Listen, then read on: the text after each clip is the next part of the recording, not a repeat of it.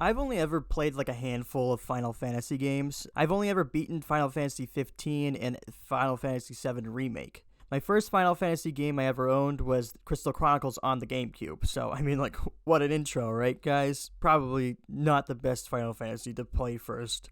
Since then, I've gotten into the series like way more because of the popularity of the 7th game. So this year, I decided I'm going to play Final Fantasy XIII. Yeah, that's not right. I didn't play Rebirth yet. I played Final Fantasy XIII because the entire trilogy is on Xbox Series X. So if you're watching this video, did you know that there's a chance that you're not subscribed? I'm looking at my YouTube analytics, and it says 96.5% of you aren't subscribed who are watching.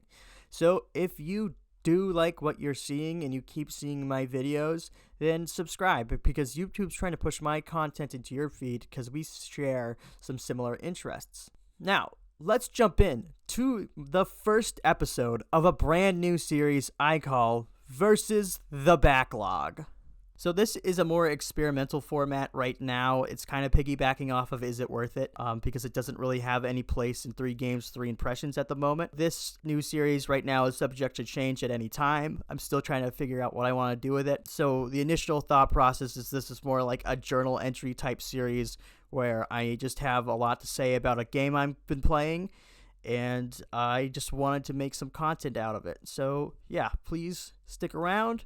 Hope you enjoy what you see here today, and please leave recommendations in the comments of maybe games you want to see on this format or how I can improve this format, because it is brand new to me, and it's, like I said, it's very experimental.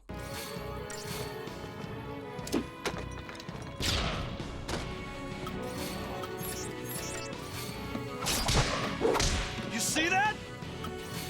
When I first started playing this game, I thought it was kind of strange. You didn't control your other party members, and there seemed to be an emphasis on auto-battling, which I wasn't too excited about at first. I thought the story started in a very confusing way, and all the characters were just sort of one-dimensional. For example, the main character, Lightning, was just a cold and brooding mercenary a la Cloud from Final Fantasy VII. It really does seem that the game tries to hit checkboxes off with every character. Like, for example, Snow is the cool-headed, likable guy, and Vanilla's the sweet priestess who cares about the world around her. You know, common tropes for RPGs and JRPGs alike. You usually get characters like that all the time. I mean, you can even see that in Dragon Age with Alistair and Liliana.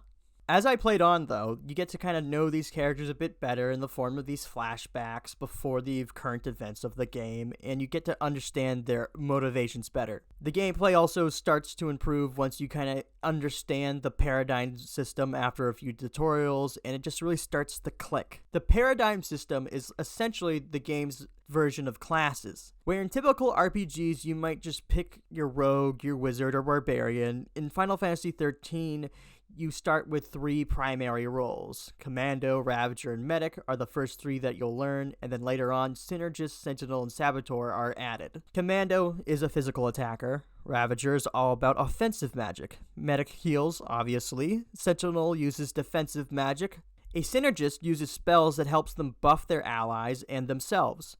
A Saboteur uses magic that weakens their enemies. Like I said, the story was more the weaker element for me. I did like the main cast themselves as they kind of got to be more complex as the game went on, but the story in itself and the world in itself are complex, and I'll do my best to kind of explain it. I'm not going to explain the entire story. I'd be here for hours, and I don't want to edit a video for hours.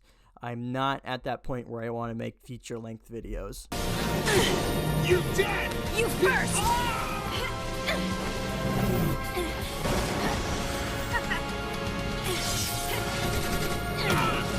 So the story takes place in the world of Grand Pulse. It's ruled by a theocratic government. It's not a very good government. The game starts out with them purging civilians because they came in contact with something that they really shouldn't have. Now, there's these 3 key elements to the story: Fal'Cie, l'Cie, and Seath. A Fal'Cie is a god. A l'Cie is a person branded by a god, and that brand mark is called a focus, and they have an unknown goal that they need to complete, and if they don't complete it, they become a mindless creature known as a Seath. Every character in the game that you play is a l'Cie. It's a less than ideal situation. Lightning's sister and Snow's fiance, Sarah, was branded before the game started. She is l'Cie, like, right off the bat. Once the party gathers for the first time, she turns into Crystal. So, it's a less than ideal situation for everyone. Even though the focus is completed and the crystal form guarantees you eternal life, allegedly, it's not really ideal because, like, either you turn into a crystal with eternal life or you turn into a mindless monster. I mean, what's the good of eternal life if you're just a freaking rock? If I had to just kind of give you, like, a one-sentence explanation of the story, the Pope's evil, we gotta kill the Pope.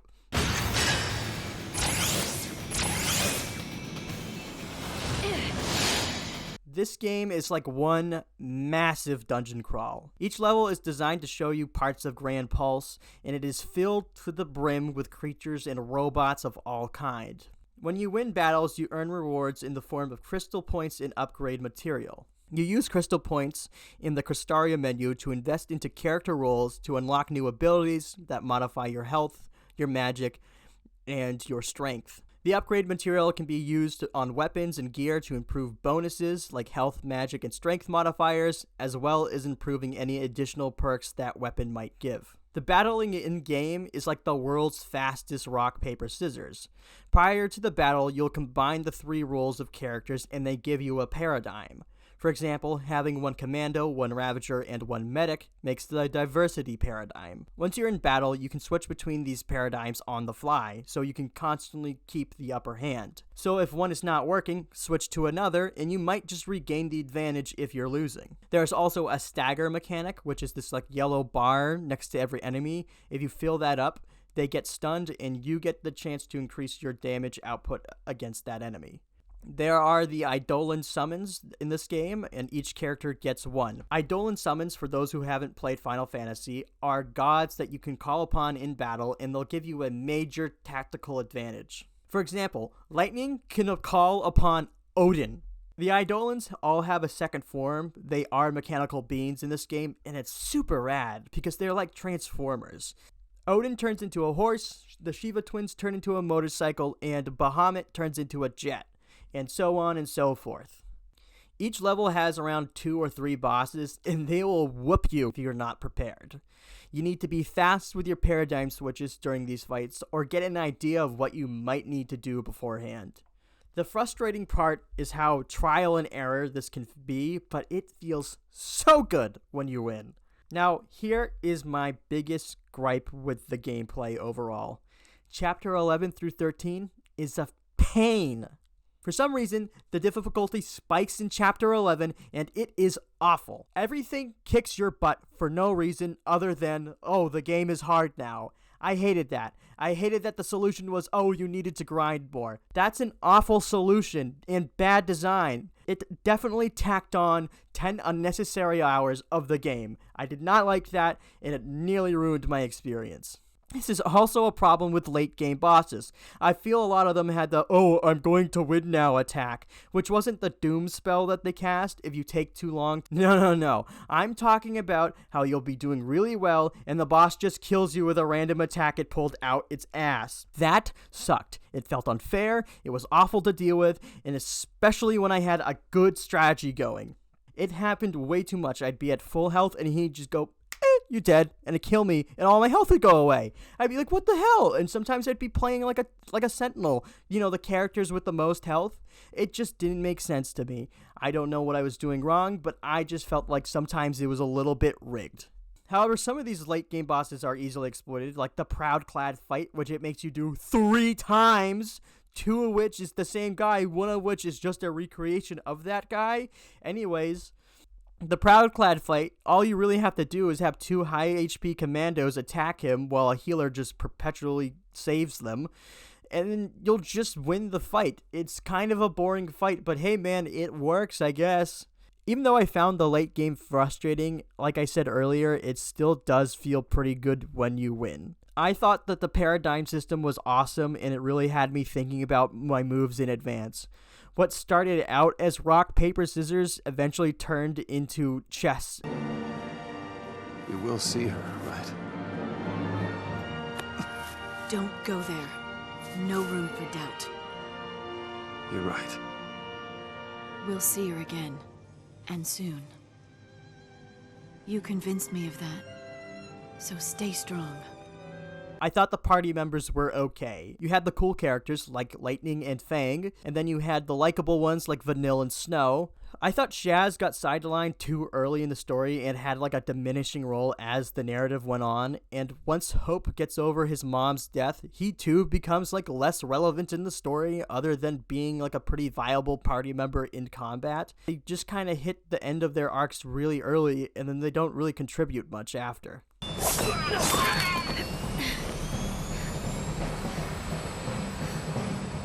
This is one of the best looking games from the 360 PS3 era without a doubt. The cutscenes look beautiful and the character designs are pretty great. I was just constantly impressed that this game was from 2009. I mean, it looks better than some games that came out last year. I'm looking at you, Lord of the Rings Gollum. If you like RPGs and you want to expand your horizons, I'd actually recommend checking out this game if you haven't played it already. While I shared my obvious frustrations with this game and I thought that the story was alright, I did like the game, and I'm going to miss booting it up every day just to work on this video.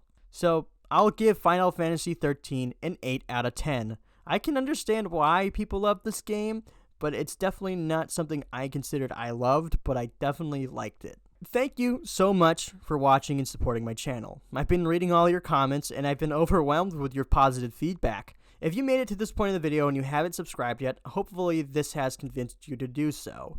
I have seen my sub count and we surpassed the goal I set last time, so yes, I will play Perfect Dark Zero on the second episode of Versus the Backlog. See you!